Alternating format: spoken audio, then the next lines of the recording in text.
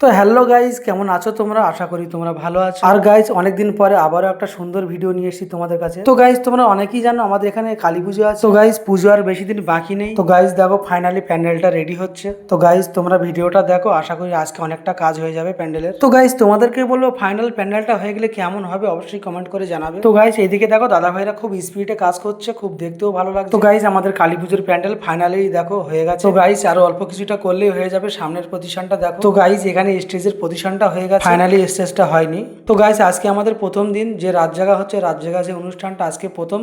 দেখো, গানটা শোনো।